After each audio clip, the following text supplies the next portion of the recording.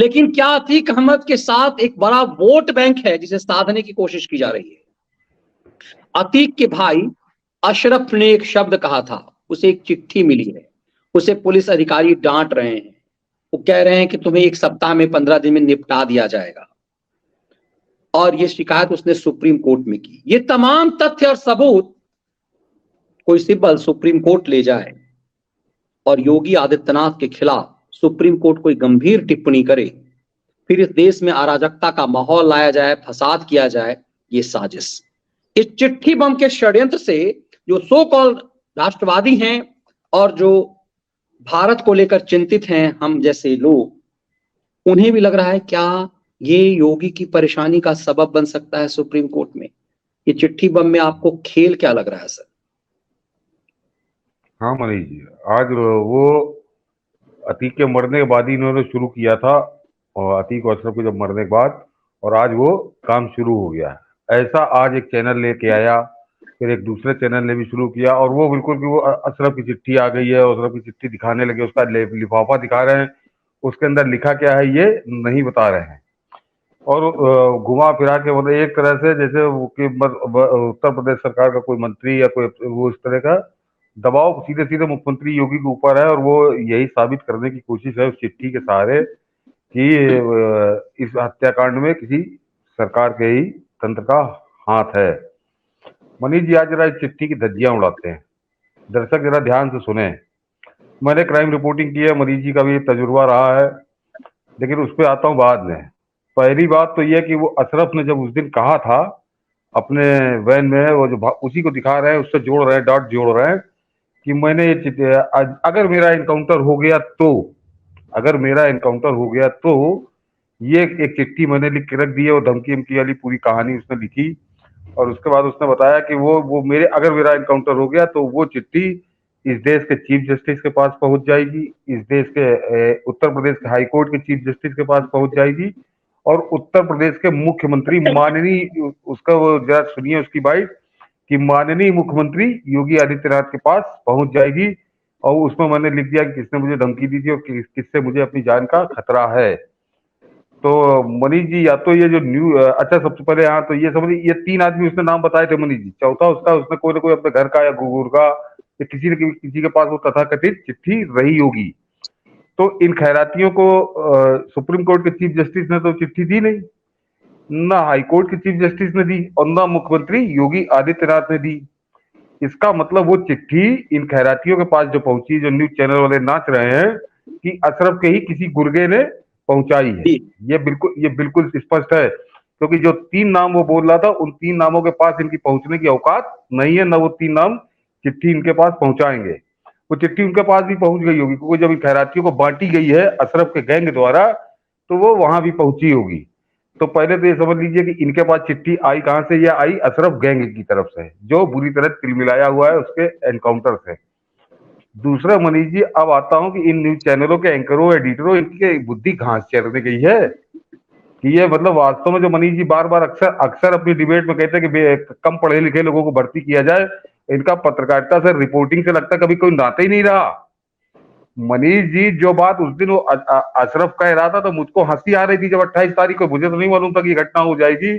28 तारीख को जब वो ये बात कह रहा था कि मुझको मिली और मैंने चिट्ठी लिख दी, अगर मुझे कुछ हो गया तो वो चिट्ठी यहाँ पहुंच जाएगी। मनीष जी, हर अपराधी इस तरह का दबाव बनाने की कोशिश करता है ताकि उसका एनकाउंटर ना हो, और वो हमेशा वो डरता है। वो एक कोई भी अधिकारी जो होता है या नेता जो होता है, वो डरता है कि पता नहीं किसका नाम ये लिख दे, कहीं ये मेरा नाम ना लिख दे। तो ये एक बड़ा शातिर हथकंडा था। तो जो अपराधी इस तरह के हथकंडे अपनाते हैं, जब कभी कभी जब पकड़ जाते हैं, तब वो कहते हैं कि मेरी मदद करो, नहीं तो मैं तुम्हारा नाम ले लूंगा कोर्ट में। और ये ऐसे एक नहीं, आपको अनेक किस्से मिल जाएंगे। तो उसने जो 28 मार्च का अपना बयान दिया था, उसने दबाव बनाने के लिए दिया था। और वो चिट्ठी भी उसने जो लिखी होगी, तो वो अपनी भड़ास निकालने के लिए एक रखे हुए था कि अगर उसको खुदा न खास्ता मेरा एनकाउंटर हो ही जाए, तो कब जिनसे उसको दुश्मनी निकालनी होगी वो उनके लिख दिया होगा। तो उस चिट्ठी की कोई औकात नहीं है। उसने किसके बारे में क्या लिखा है, अगर वो देश के प्रधानमंत्री का नाम लिख देगा तो क्या उसको जिम्मेवार मान लिया जाएगा? नहीं मान लिया जाएगा नहीं माना जाएगा मनीष जी, बिल्कुल नहीं माना जाएगा। वो इस देश के आर्मी चीफ का नाम लिख गया होगा तो क्या मान लोगे तुम कि वो बड़ा साधु संत हरिश्चंद्र था क्या, कि वो जो कुछ चिट्ठी में लिख गया होगा वो बिल्कुल सच लिखा होगा? नहीं उसके चिट्ठी की कोई फेस वैल्यू है ही नहीं मनीष जी। ना उसको एक धज्जियां उड़ जाएंगी कोर्ट के अंदर भी कि ऐसा आदमी जो गिरफ्तारी में था और ये सबको था कि इसको इनका इनकाउंटर हो जाए, जनता चाह रही थी, तो उसने दबाव बनाने के लिए एक इस तरह की चिट्ठी की उसने अफवाह फैलाई ताकि मेरा इनकाउंटर ना हो और मैं बच जाऊं। तो इसलिए उस चिट्ठी को लेकर जो खैराती नंग नाच कर रहे हैं, तो ये समझ लीजिए कि मैं फिर कह रहा हूं कि इसीलिए मैंने पहले समझाया कि चिट्ठी इनको मिली कहां से। इनको किसी अशरफ या अतीक के गुर्गे ने इन लोगों तक चिट्ठी ये पहुंचाई है, क्योंकि जो 3 नाम वो अशरफ कह रहा था, तो वो चीफ जस्टिस और हाई कोर्ट के और सुप्रीम कोर्ट के और मुख्यमंत्री ने तो इनको चिट्ठी नहीं दी कि देखो भैया हमारे पास ये चिट्ठी आई है। और ये ब्लैकमेलर की तरह मनीष जी ये भाषा बोल रहे हैं। ये न्यूज चैनल जैसे ब्लैकमेलर होता है, ये ब्लैकमेलिंग पे उतर आए। ये उस चिट्ठी का लिफाफा दिखा रहे हैं और ये कह रहे हमारे पास चिट्ठी आ गई है, तो क्या उसको अंडा देने के लिए, अचार डालने के लिए तुम अपने पास रखे हो, या इस देश के आदमी का ब्लड प्रेशर बढ़ाने के लिए, उसको उलझन में डालने के लिए रखो? अगर तुम्हारे पास ये चिट्ठी आ गई है तो तुम क्यों नहीं बता रहे हो? सौदा इसका कर रहे मतलब हैं। ये सौदा कर रहे हैं। जिसका नाम लिखा होगा, जिस अफसर का, जिस नेता का, अशरफ जिसका नाम लिख गया होगा, उससे ये सौदा कर रहे हैं कि कुछ मान लाओ हमारे पास चिट्ठी आ गई है। तो ये समझ लीजिए कि इनकी भूमिका ब्लैकमेलर की है, और अशरफ ने जो चिट्ठी लिखी वो उसने दबाव बनाने के लिए उसने किया था एक कुकर्म, तो वो उसकी चिट्ठी का कोई मतलब नहीं है। और मैं फिर कह रहा हूँ कि कोई अनहोनी घटना नहीं है। जिन्होंने वास्तव में पत्रकारिता की है, रिपोर्टिंग की है, वो जानते हैं कि जब अपराधी फंसता है तो वो देखिए उसके संबंध तो होते हैं कि वो इस तरह के दबाव बनाने के लिए इस तरह की बातें वो करता है। तो वो जो उसकी 28 मार्च की बाइट दिखा रहे हैं, तो वो बाइट का कोई वैल्यू नहीं है इनकी समझ में। तब भी ये पागलों की तरह उसकी बाइट को रात दिन चला रहे थे, और अब तो इनको जोश आ गया क्योंकि इनकी ब्लैकमेलिंग पावर बढ़ जाए, इससे ये नंगे हो रहे हैं कि जब अब दावे के साथ छाती ठोक रहे कि मेरे पास चिट्ठी आ गई, उसका लिफाफा दिखा रहे हो, तो अंदर की चिट्ठी क्यों नहीं पढ़ के सुना रहे हो? पढ़ के सुना रहे हो। किसका डर तुमको लग रहा है? डर नहीं लग रहा है, सौदेबाजी हो रही है कि चाहे जिस अफसर का नाम हो, जिस नेता का नाम हो, बताओ हमको कितना माल दोगे। इससे समझ लीजिए कि जब ये कह रहे हैं, चिट्ठी दिखा के कह रहे हैं कि अंदर की बात अभी नहीं बता रहे हैं, तो इससे इनका चेहरा और चरित्र एक बार फिर ये नंगे हो गए। ये दर्शक समझ ले कि एक बार फिर नंगे हो गए कि ये न्यूज चैनल ये कोई पत्रकारिता नहीं कर रहे, सौदेबाजी काम कर रहे हैं। और वो आज ये अतीक और अशरफ की चिट्ठी, तथा कथित चिट्ठी के नाम पर इन्होंने ये नाटक शुरू किया, और मैंने इसलिए स्पष्ट कर दिया कि इनके पास पहुंची कहां से है। अब बता दूं मनीष जी कि जो जिस चिट्ठी को लेकर ये बड़ा बवाल कर रहे हैं कि उसमें अफसर का नाम लिखा है, मंत्री का नाम लिखा है, फलाना लिखा है, ढिमाका लिखा है, तो मनीष जी इनको एक बार फिर याद दिला दूं दर्शकों को कि पत्रकारिता क्या होती है और पत्रकारिता का अनुभव क्या होता है। हम लोग अपनी प्रशंसा नहीं कर रहे, जरा उसका उदाहरण दे रहे हैं कि जिस बात को लेकर ये आज इनकी आंखें खुल रही हैं, जिस ये बातें करके बातें कर रहे हैं। 24 फरवरी को जब उमेश पाल की हत्या हुई थी, तो 25 फरवरी को ही हम लोगों ने अपने डिबेट में वो सारी बातें कही थी जो ये आज कर रहे हैं, क्योंकि हम लोगों को ब्लैकमेल नहीं करना था, सच बोलना था। तो वो बिल्कुल सामने नजर आए, जरा मनीष जी दिखा दीजिए शुरू से। और मेरे ख्याल से आज बाबा इसीलिए गुस्से में भरे हुए बैठे थे।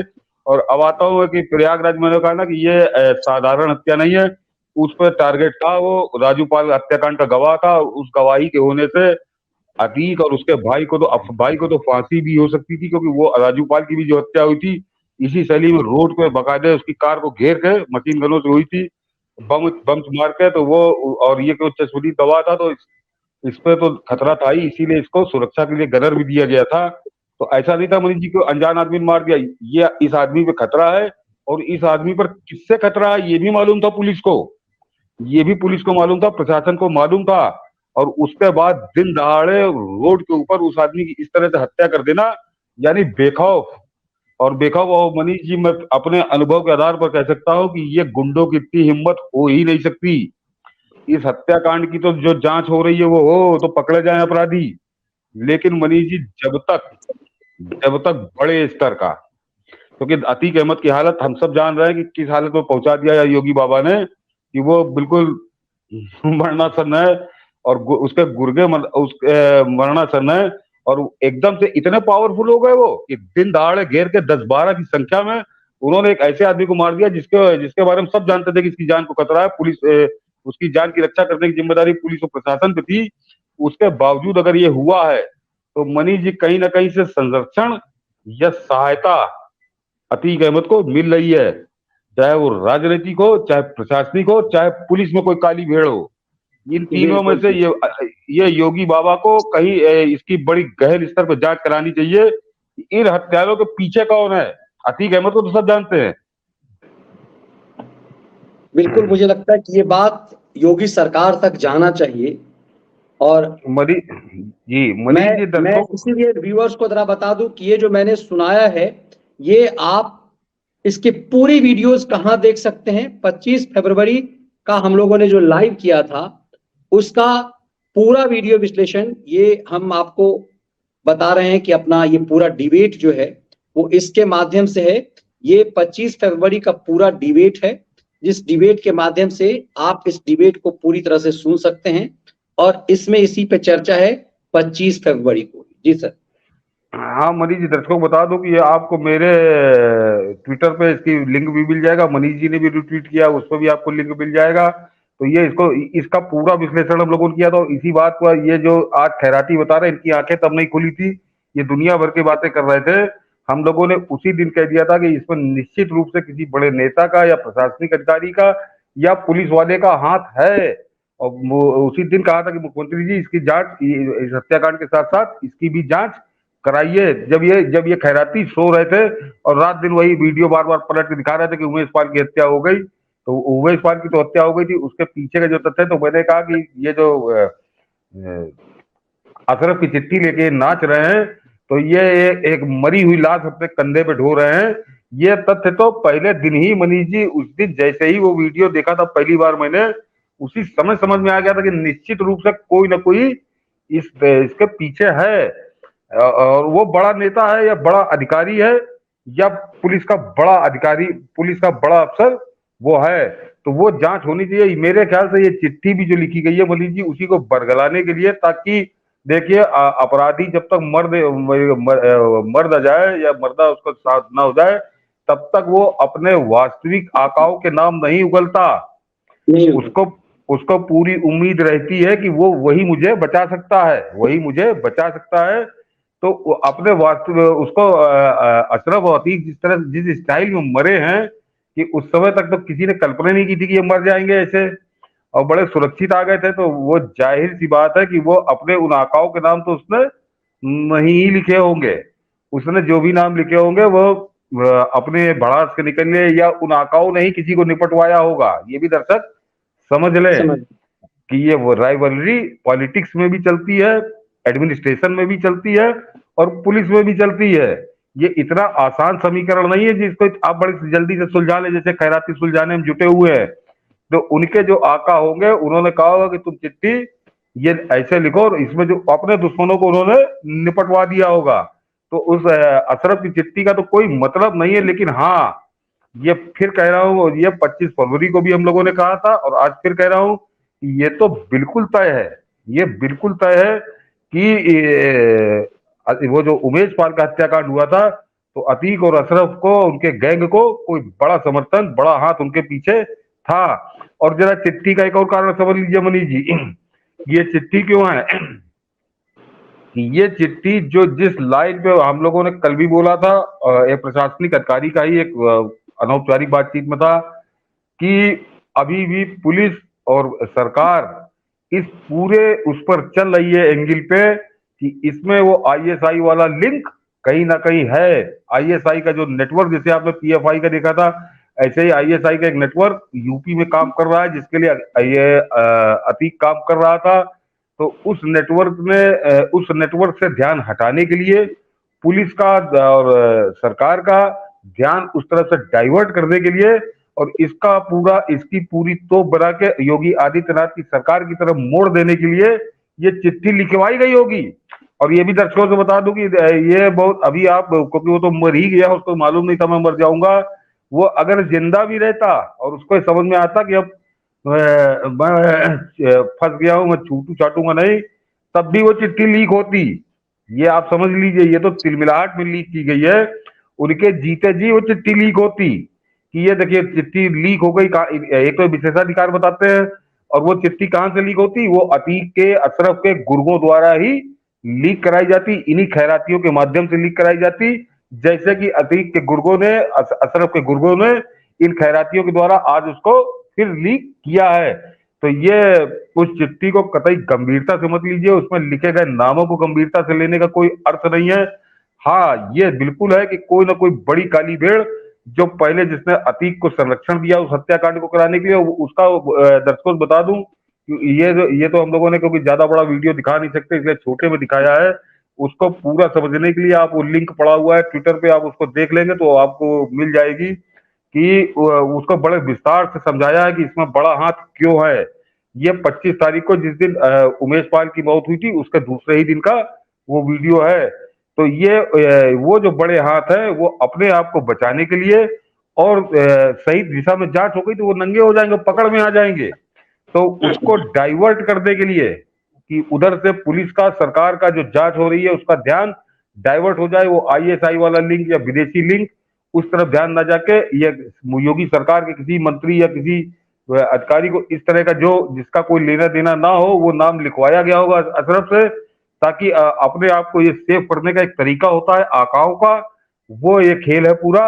और इस चिट्ठी का कोई मतलब नहीं है, और उस अनाप शनाप चिट्ठी पर ये खैराती अपना ब्लैकमेलिंग का खेल इन्होंने शुरू कर दिया। तो ये इसलिए आज हमने और मनीष जी ने तय किया कि पहले चिट्ठी पर ही डिबेट हो जाए, ताकि आप लोगों के, जो हम लोग के दर्शक है, उनका भ्रम दूर हो जाए, और प्रतीक्षा करिए कि जो सरकार जांच करेगी उसी में सच सामने आएगा। और आईएसआई लिंक का एक आपको और बता दूं, हाँ मनीष जी, वो भी कि अपराधियों का मैंने जब इन खैरातियों से ही सुना तो मुझको हंसी आ गई कि वो जो पिस्टल है 7 लाख रुपए की, आज उसकी कीमत आ गई कि 7 लाख रुपए की है। तो समझिए 2-3 पिस्टलें 20-21 लाख रुपए हम लोगों ने कहा था कहाँ से आई। तो उसमें वो जो सनी पकड़ा गया उसने कहा कि उसने एक मरे हुए अपराधी का नाम बताया हरियाणा के, जो 5-7 साल पहले मर गया है, कहीं वो मेरे पास उसने रखाई थी, तो वो उसकी पिस्टलें है। मनीष जी ये भी क्या कहूं इनको, कि किसी भी क्राइम रिपोर्टर से बात कर लीजिए, जब भी पुलिस इस तरह का अवैध असलाह पकड़ती है, किसी अपराधी के पास से बरामद करती है, तो उसमें मारती बहुत है। ये बता दूं कि पुलिस मारती बहुत है ये जानने के लिए कि ये असलाह तुम लाए कहां से। तो बड़ा सेट जवाब है अपराधियों का, वो हमेशा, वो ये पहली बार नहीं हो रहा, वो हमेशा किसी मरे हुए अपराधी का नाम बताते हैं, या तो हमने उससे खरीदा था या उसने हमको बेचा था, ये यही बताते हैं जो इन लोगों ने बताया है। तो वो 5 साल पहले जो अपराधी इनको ये 7 लाख की पिस्तौल दे गया था, और जिस फटे हालत में ये शूटर नजर आ रहे हैं, तो ये वो 7 लाख की पिस्तौल ये संभाल के ना रखे होते 4-5 साल से, ये उसको बेच के खा गए होते किसी अपराधी को। ये समझ लीजिए इनकी कहानी। ये खैरा जो न्यूज चैनल के खैराती है, इस तरह का विश्लेषण आपको नहीं सुनाएंगे, ये उसी का महिमा मंडन करने में जुटे हैं। तो ये निश्चित तौर पे इनको भी ताजी किसी ने दी थी, किसी बड़े आका ने, जो इस पूरे हत्याकांड के पीछे, जो उमेश पाल हत्याकांड के पीछे था, और अब अतीक और अशरफ को भी उसने निपटवा दिया, उसने दी थी। क्योंकि ये देखिए इसका लिंक भी वही पाकिस्तान से मिल रहा है, क्योंकि जो डिफेंस एक्सपर्ट है, मैं थोड़ा तलाशने की मैंने कोशिश की इंटरनेट पे, तो उन्होंने कहा कि तुर्की में वहां की सेना और वहां की पुलिस इसको इस्तेमाल करती है, और हिंदुस्तान में ये असलाह गिने चुने, मनीष जी, गिने चुने अपराधियों के पास आता है, और वो वाया पाकिस्तान ही आता है। तो ये बड़ा षड्यंत्र है जिसका हम लोग पहले चर्चा कर चुके हैं। उस सारे षड्यंत्र को छुपाने के लिए, उधर से ध्यान हटाने के लिए, इन न्यूज चैनलों ने आज से ये चिट्ठी वाला डांस शुरू किया है, चिट्ठी के नाम पे मुजरा शुरू किया है, अपनी कमाई का एक धंधा शुरू किया है ब्लैकमेल करने के लिए, कि किसी को बता दें तुम्हारा नाम है, तो उस पर कतई भ्रमित मत होइएगा, आने दीजिए, इसकी जांच हो जाने दीजिए, जांच के बाद आपको सही नाम सामने आ जाएगा। बिल्कुल सर, और हम लोगों ने ये विषय इसलिए उठाया क्योंकि एक भ्रम बनाया गया कि इसमें सरकार से जुड़े हुए लोगों का हाथ है, सरकार के बड़े मंत्री या सुप्रीमो का हाथ हो सकता है, और बड़ी चालाकी से अतीक ने उस समय अपने आप को बचाने के लिए योगी जी शब्द का इस्तेमाल किया था। और अधिकारियों को, जो आपने कहा कि क्राइम रिपोर्टिंग की दुनिया में हम लोगों ने अक्सर देखा है कि शातिर जो अपराधी है वो अक्सर धीरे से कोर्ट रूम में आता था तो किसी रिपोर्टर को कोई चिट्ठी थमा दिया, और ये जब चिट्ठी वो थमाता था उसमें वो जो सिपाही उसका हाथ पकड़े हुए होता था उसकी भी भूमिका होती थी सर, बिना उसके सहयोग से वो नहीं कर सकता।